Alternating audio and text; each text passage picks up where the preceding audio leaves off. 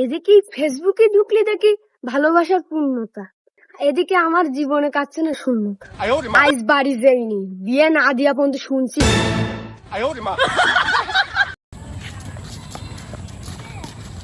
না, তোমার আমার ভালোবাসা কেউ ভাঙতে পারবে না, তোমার আর আমার ভালোবাসা পূর্ণতা পাবেই।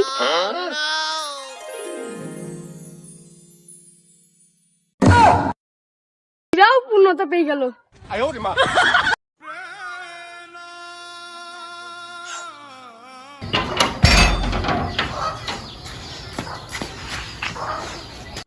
বাপ কই?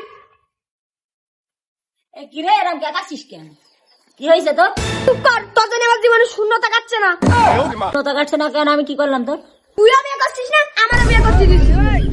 তোর সাথে এত কথা বলতে চাচ্ছিস না। বাপ কই? বল বাপ কই?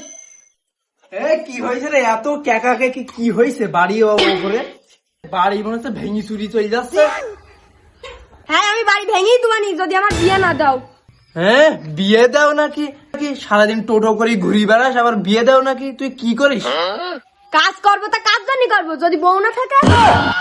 কথা দেখো দিনি, তোর বড় ভাই রয়েছে, তার এখনো বিয়ে হয়নি, তোর আগে বিয়ে দেবো?